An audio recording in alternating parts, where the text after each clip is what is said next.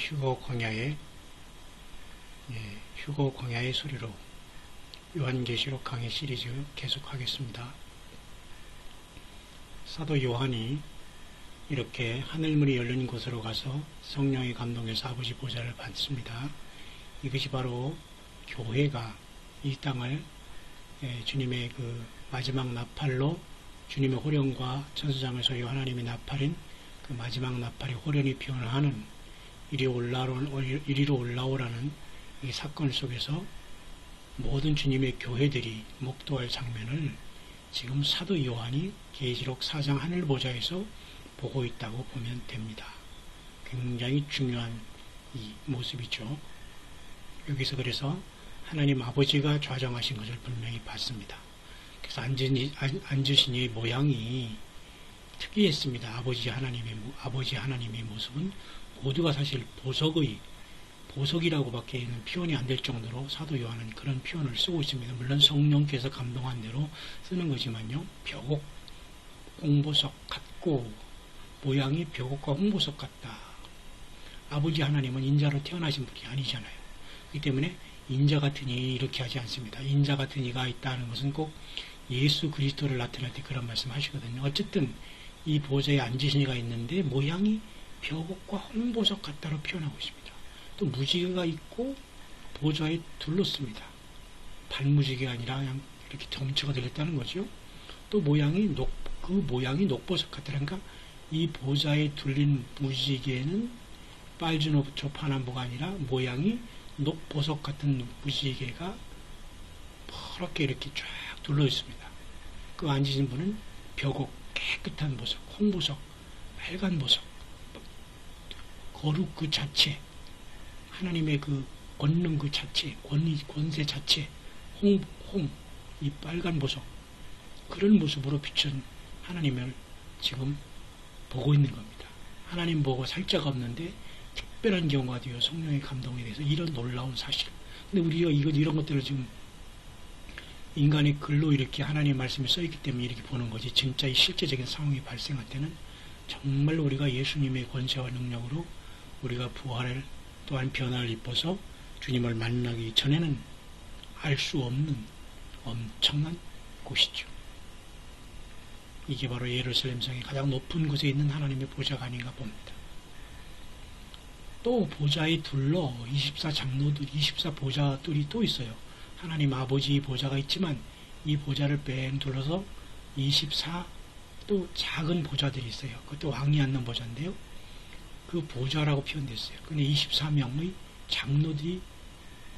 장로라고 표현된 것은 많이 연세가 지긋한 것 같습니다. 아니면 그들이 그렇게 연륜이 있어 보이는지, 그래서 흰 옷을 입고 머리에 금멸관을 쓰고 앉았어요. 흰 옷을 입고. 그죠? 흰 옷. 예수님의 공로에 의해서 온전히 저들이 구원받았고요. 머리에 금멸관을 이긴 자가 됐습니다. 앉았습니다. 하나님 보좌에 앉으시게 하는데 하나님 보좌에 둘러서 같이 앉아있어요. 참 엄청난 사건이죠. 우리가 이런 걸 보면서 마지막 교회 라오디게아 교회 이긴 자들에게 약속한 말씀이 떠올려야 됩니다. 이기는 그에게는 내가 내 보좌에 함께 앉게 하여 주기를, 내 보좌에 함께 앉게 하여 주기를, 내가 이기고 아버지 보좌에 함께 앉은 것과 같이 하리라. 결국 이 자리에는 예수님이 함께 있지만 비록 어린 양으로 5장에 일찍 죽임을 당한 모습으로 이렇게 나타나는 나시지만 계시록 4장의 이 보좌에 아버지 성부 하나님과 성자 예수님과 성령 하나님이 계시다는 걸 알 수가 있습니다. 그죠? 그래서 24 장로들이 또 24 보좌에 앉아있고, 그리고 그 주변의 환경을 지금 기록하고 있습니다. 자, 그 보좌로부터 번개가 납니다. 음성이, 뇌성이 납니다. 그러니까 모든 하나님의 보좌이기 때문에 우주 만물을 움직이는 모든 원동력이 여기서 시작되거든요. 그죠? 하나님의 보좌와 어린 양의 보좌로부터 생명수도 흐르고 모든 근원이, 생수의 근원이라고 하신 우리 여호와 하나님, 우리 예수 그리스도의 보좌, 거기에는 번개, 음성, 뇌성이 납니다. 잔잔해가지고 그냥 고요한 이런 게 아닙니다. 엄청난 이런 모습을 한번 생각해 보십시오. 번개와 음성과 내성, 장차 27년 대환란 통해서 지구를 심판하실 모습을 또 나타나는 모습일 수도 있습니다. 그리고 보좌 앞에는 일곱 등불 켠 것이 있다. 이는 하나님 일곱 영이라고 하셨죠. 일곱 영이라고 하셨습니다. 그죠?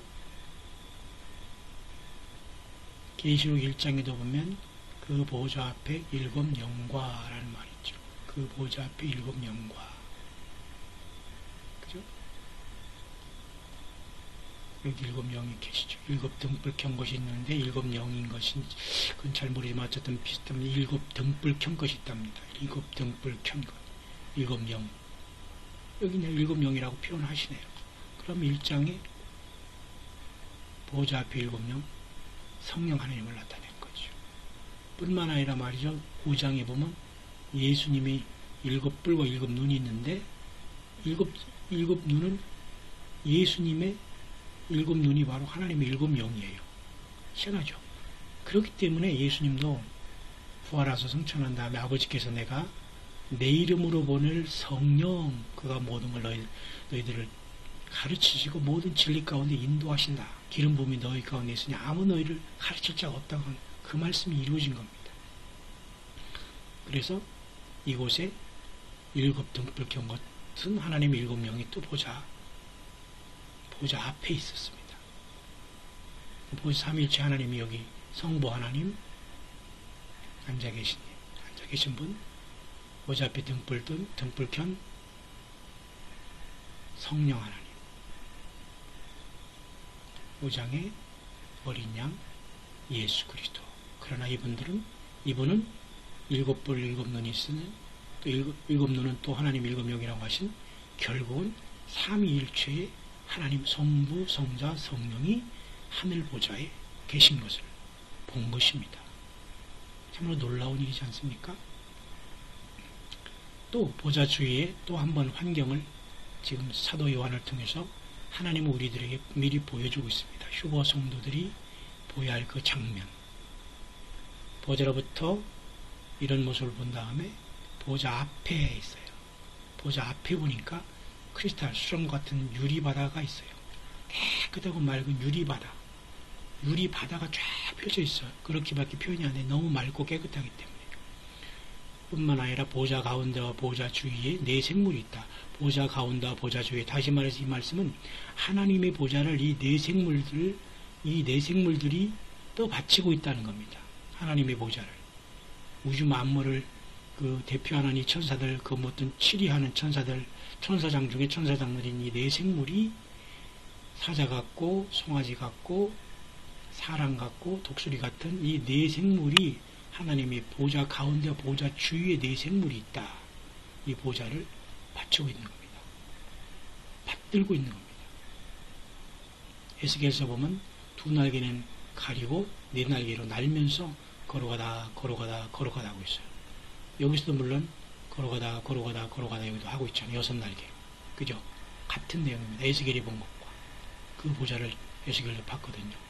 네 생물이 있는데 앞뒤에 눈이 가득하더라. 우리가 전혀 상상할 수 없는 그러한 천사장 중에 천사장 네 생물들의 모습입니다. 앞뒤에 눈이 가득하더라. 앞과 뒤에 눈이 가득하더라. 모든 우주 만물의 그 피조물들을 다 이 천사들을 통해, 이 천사들도 물론 피조됐겠지만 관리하고 그것을 치리하는 하나님의 보좌에 이 권한을 행使하는 이 천사장 중에 천사장들이겠죠. 그죠? 아주 최고입. 그래서 아마 사단 마귀도 루시퍼도 이 보좌를 덮는 그룹이며 그런 말이 나오거든요. 이 하나님의 보좌를 덮는 그룹으로 사단 마귀를 창조했는데 이것이 에스겔에서 보니까 불의가 드러났다고 하잖아요. 사단의 타락에 대해서는 많이 우리에게 말해주고 있지 않지만 이렇게 너는 완전한 인이었고 지혜가 충족하며 온전히 아름다웠다. 내가 이쪽에 하나님의 동산 에덴에 있어서 이건 단순히 인간이 창조한 그 에덴을 얘기하는 게 아닙니다. 하나님의 동산 에덴은 사실은 천국을 얘기한 겁니다.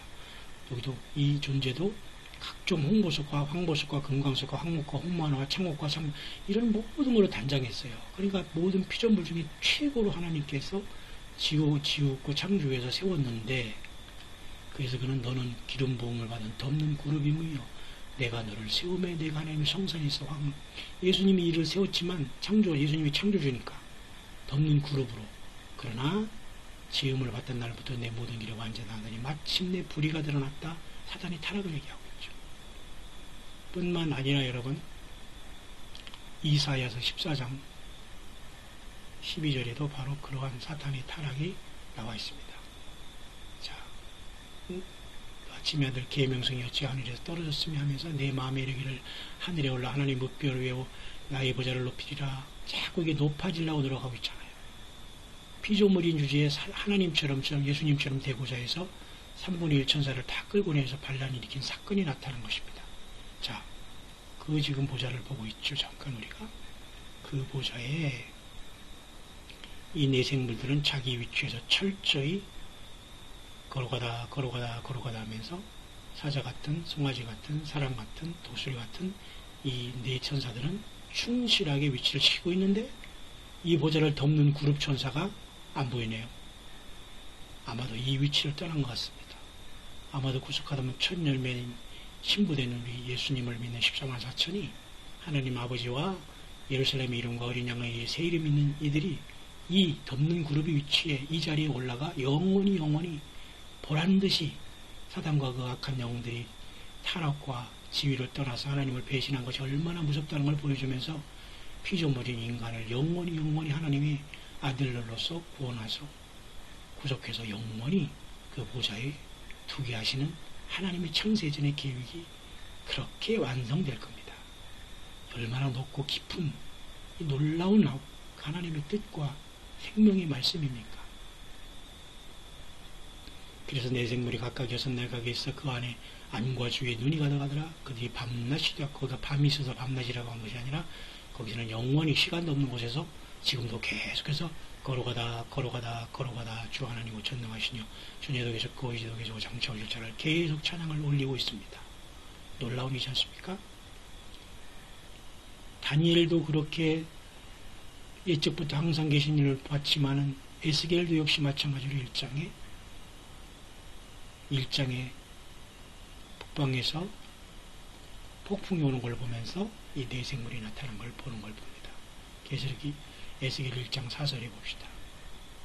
바로 이 모습이 이 보좌를 보고 번쩍번쩍 단수 같은 건 네 생물의 형상 나타나고 네 날개가 있고 이 두 날개는 자기 자신을 가린 겁니다. 원래는 6날개인데 네 얼굴, 4명의 아까 그죠?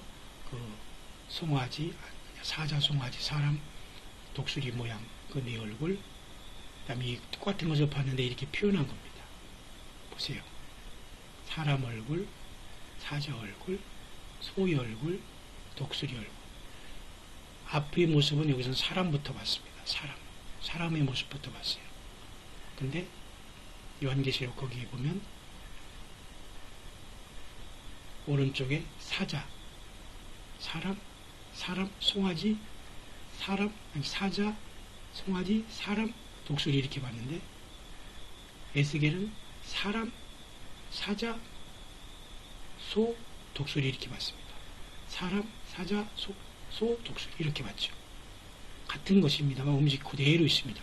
근데 이 하나님의 보좌를 그렇게 받들고 있는 이 천사들이 이렇게 영안이 열려서 에스겔을 통해서 이렇게 보인 겁니다. 놀랍죠? 어떤 사람이 이것을 우주선이라고 하고 말이죠. 엉뚱한 해석을 합니다. 여기서 제가 그런 것에 대해서 많은 연구를 해서 할 말이 많지만 그런 말도 안 되는 여러분 그런 것에 절대 여러분 미혹되지 말기를 바랍니다. 그래서 그 네 생물들이 지금 보좌에 있는 것을 보고 있는 겁니다. 우리도 같이 이곳에 가서 주님을 찬양하고 영광을 돌리게 될 겁니다. 왜? 그 네 생물과 24생물이 다 하나님께 영광을 돌렸거든요. 네 생물들이 영광과 존귀와 감사를 보좌에 앉아서 세세토록 사시는 이 아버지께 돌리죠. 예수님께 돌리죠. 그러니까 24장로와 보좌에 앉으신 자 이 앞에 엎드려 세세토록 사시는 이에게 경배하고 자기 면류관을 보좌 앞에. 생물들은 면류관은 없어요. 24장로들은 흰 옷을 입고 면류관을 받았고 다 보좌 앞에 드리면서 하나님께 영광을 다 드리고 있습니다. 나는 아무것도 아니다 하면서 뭐라 하겠어요? 우리 주 하나님이여 영광과 존귀와 능력을 받으시는 것이 합당하오니 주께서 만물을 지으시니라. 창조 하나님이죠.